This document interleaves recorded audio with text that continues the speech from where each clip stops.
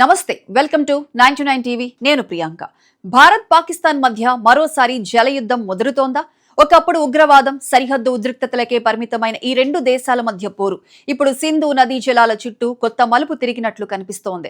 పెహల్గాం ఉగ్రదాడి తరువాత సింధు జలాల ఒప్పందాన్ని నిలిపివేసిన భారత్ ఇప్పుడు తన నిర్ణయంలో ఎలాంటి మార్పు ఉండదని స్పష్టం చేస్తోంది. దీంతో తీవ్ర నీటి కొరతను ఎదుర్కొంటున్న పాకిస్తాన్ భారత్ పై వరుస ఆరోపణలు చేస్తోంది. అంతేకాదు సింధు నది నీళ్లు మా హక్కు, వాటిని ఎవరైనా అడ్డుకుంటే చేతులు నరికేస్తాం అంటూ పాకిస్తాన్ మంత్రుల వ్యాఖ్యలు ఇప్పుడు అంతర్జాతీయంగా చర్చకు దారితీశాయి.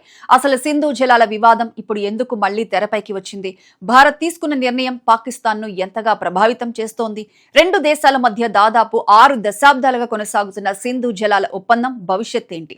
భారత్ పాకిస్తాన్ మధ్య యుద్ధాలు జరిగిన, సరిహద్దు ఉద్రిక్తతలు పెరిగిన, ఎన్నో రాజకీయ సంక్షోభాలు వచ్చిన దాదాపు 65 సంవత్సరాల పాటు చెక్కు చెదరని ఒప్పందంగా నిలిచింది సింధు జలాల ఒప్పందం. 1960లో ప్రపంచ బ్యాంక్ మధ్యవర్తిత్వంతో అప్పటి భారత ప్రధాని జవహర్లాల్ నెహ్రూ, పాకిస్తాన్ అధ్యక్షుడు అయూబ్ ఖాన్ ఈ ఒప్పందంపై సంతకాలు చేశారు. ఈ ఒప్పందం ప్రకారం సింధు నది వ్యవస్థలోని 6 ప్రధాన నదులను రెండు దేశాల మధ్య విభజించారు.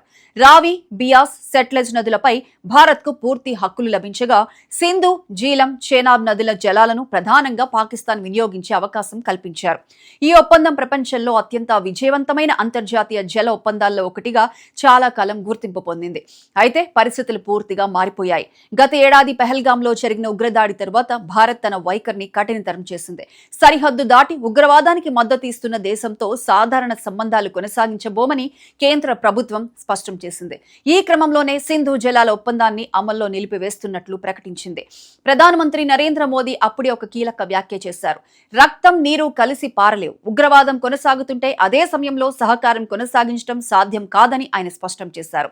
ఆ తర్వాత కేంద్ర రక్షణ మంత్రి రాజ్నాథ్ సింగ్ కూడా ఇదే విషయాన్ని పునరుద్ఘాటించారు. భారత్ తీసుకున్న నిర్ణయంలో ఎలాంటి మార్పు ఉండదని స్పష్టం చేశారు. ఈ నిర్ణయం ప్రభావం ఇప్పుడు పాకిస్తాన్లో స్పష్టంగా కనిపిస్తున్నట్లు అక్కడి నివేదికలు సూచిస్తున్నాయి. ముఖ్యంగా పాకిస్తాన్లోని సింధ్ ప్రావిన్స్, బలూచిస్తాన్ ప్రాంతాలు తీవ్రమైన నీటి కొరతను ఎదుర్కొంటున్నాయని చెబుతున్నారు. సింధు నదిపై నిర్మించిన సుక్కూర్ బ్యారేజ్ లో నీటి ప్రవాహం గణనీయంగా తగ్గినట్లు స్థానిక మీడియా కథనాలు పేర్కొంటున్నాయి. ఈ బ్యారేజ్ ద్వారా లక్షల ఎకరాల వ్యవసాయ భూములకు సాగునీరు అందుతోంది. గోధుమలు, పత్తి, వరి, చెరుకు వంటి పంటలకు ఈ నీరే ప్రధాన ఆధారం. నీటి ప్రవాహం తగ్గడంతో రైతులు తీవ్ర ఆందోళన వ్యక్తం చేస్తున్నారని తెలుస్తోంది. అంతేకాదు సింధు నది నుంచి వెలువడే అనేక కాలువల్లో కూడా నీటి మట్టం తగ్గినట్లు తెలుస్తోంది. దీంతో వ్యవసాయంతో పాటు తాగునీటి సరఫరాపై కూడా ప్రభావం పడే అవకాశం ఉందని విశ్లేషకులు హెచ్చరిస్తున్నారు. ఇలాంటి పరిస్థితుల్లో భారత్తో చర్చలు జరిపి సమస్యకు పరిష్కారం వెతకాల్సిన పాకిస్తాన్ ఇప్పుడు మరింత దూకుడు భాషను ఉపయోగించడం గమనార్హంగా ఉంది. పాకిస్తాన్ వాతావరణ శాఖ మంత్రి ముసాదిక్ మాలిక్ మాట్లాడుతూ సింధు నది నీళ్లు పాకిస్తాన్ హక్కు అని పేర్కొన్నారు. అంతేకాదు మా నీళ్లను ఎవరైనా వాడుకుంటే వారి చేతులు నరికేస్తామంటే వివాదాస్పద వ్యాఖ్యలు చేశారు. మరోవైపు పాకిస్తాన్ సమాచార శాఖ మంత్రి అతౌల్లా తరార్ కూడా భారత్ పై విమర్శలు గుప్పించారు. సింధు నదికి ఒక ట్యాప్ అమర్చి దాన్ని భారత ప్రధానమంత్రి నియంత్రిస్తున్నట్లుగా పరిస్థితి మారిందని వ్యాఖ్యానించారు. పాకిస్తాన్ లోకి ఒక్క చుక్క నీరు కూడా రాకుండా అడ్డుకుంటున్నారని ఆరోపించారు. అయితే ఇక్కడ ఒక కీలక ప్రశ్న తలెత్తుతోంది. భారత్ నిజంగానే సింధు నదిని పూర్తిగా ఆపేసిందా?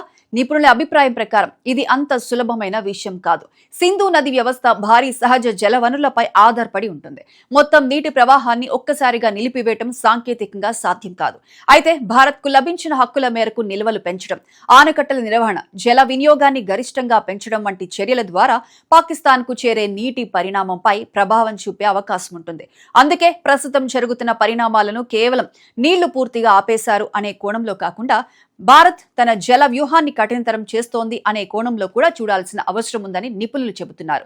ఇంకో ముఖ్యమైన అంశం కూడా ఉంది. పాకిస్తాన్ వ్యవసాయ రంగం దాదాపు పూర్తిగా సింధు నది వ్యవస్థపైనే ఆధారపడి ఉంది. ప్రపంచంలోనే అతిపెద్ద సాగునీటి కాలువల వ్యవస్థల్లో ఒకటి ఈ నదీ పరివాహక ప్రాంతంలో ఉంది. దేశ ఆహార ఉత్పత్తిలో పెద్ద భాగం ఇదే ప్రాంతం నుంచి వస్తుంది. అలాంటి పరిస్థితుల్లో నీటి కొరత దీర్ఘకాలం కొనసాగితే వ్యవసాయ దిగుబడులు తగ్గే ప్రమాదం ఉంది. ఆహార భద్రత, గ్రామీణ ఉపాధి, విద్యుత్ ఉత్పత్తి, తాగునీటి సరఫరా వంటి అనేక రంగాలపై ప్రభావం పడే అవకాశం ఉందని అంతర్జాతీయ జల వనరుల నిపుణులు అభిప్రాయపడుతున్నారు. మరోవైపు భారత్ మాత్రం ఈ అంశాన్ని కేవలం జల వివాదంగా కాకుండా జాతీయ భద్రత అంశంగా చూస్తోంది. సరిహద్దు దాటి ఉగ్రవాదానికి మద్దతు కొనసాగుతుంటే సాధారణ సహకారం కొనసాగించడం సాధ్యం కాదన్నదే కేంద్ర ప్రభుత్వం స్పష్టమైన వైఖరిగా కనిపిస్తోంది.